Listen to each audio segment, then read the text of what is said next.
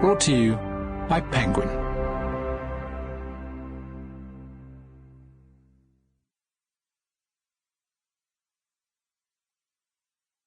Dead Men Don't Tell Tales, written by Guy Martin and read by Dean Williamson. Introduction. Thanks for coming back to catch up on what I've been up to. If you've read When You're Dead, You're Dead, Worms to Catch, or We Need to Weaken the Mixture, you'll know the gist of the job. If not, then these books are written like diaries, with tales and details of some of the big and not so big stuff I've been up to since the end of the previous book. Like me, they're full of contradictions, because I'm writing what I feel at that time, and things can do a 180-degree shift a couple of months later. One example is me packing in the trucks part of the way through writing the book, then going back to working on them for 2 days a week before the end. This book took about 9 months to write. The first few chapters needed me to look back in my diary to remind myself of a few things, because the Nürburgring van, the world's fastest tractor, the D-Day job, and the Arizona trail race that was nearly the end of me all happened close to the end of writing We Need to Weaken the Mixture, when my head wasn't in writing another book. But because I'm always making notes and taking photos, there's plenty to chew through, and if I couldn't remember something, I had a word with those who were there with me. Another thing that has changed a few times during the making of the book is its title. It was called Like a Bee in a Borage Field. It was a way of describing how enthusiastic I was about stuff like the 300 mph job.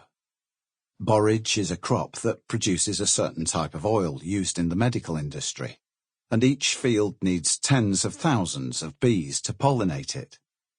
The bees go mad for borage. It's almost like a drug for them. They get off their faces on it, and they're useless for days. So if someone is like a bee in a borage field, they're enthusiastic to the point of being addicted. That was the title until I saw the words on a mock-up cover, when I thought, maybe not. Then me and Sharon were watching a film and I said, it'd be far easier to kill him. Dead Men Don't Tell Tales.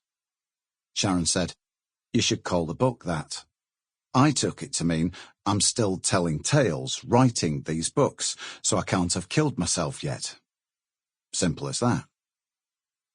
I hope you like reading the tales. Ta for buying the book. Guy Martin, Lincolnshire, June 2021.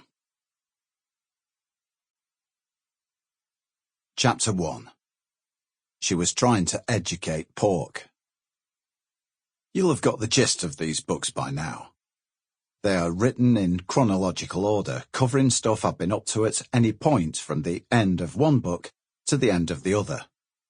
Some of it can be self-contained, like the TV programs or the Arizona trail race, but this chapter began in Worms to Catch. It all started with me writing off my own transit on my way to work in Grimsby early one morning. I turned a corner on the industrial estate, was blinded by the rising sun, and ploughed into a parked Arctic low-loader trailer. While I was still working out how I'd done something so daft, another van came around the corner and did the same. I still don't know how.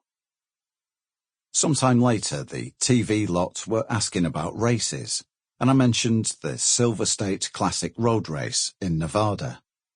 Then they came up with the idea of building a transit and shipping it to America to compete in it. I told them the written-off van that I'd bought back off the insurance company was the thing for the job. The story of how all that worked out is in Worms to Catch, and also how we then took it to Bonneville to attempt to beat the outright top-speed record for a van that was set at 176 mph. By Ford's own Supervan. I think Supervan had a Cosworth DFV Formula One engine in it, and it wasn't really a van. It was a space frame chassis with a 2/3 size lightweight plastic body over the top of it. A space frame is a lattice of tubes. Sample complete. Ready to continue?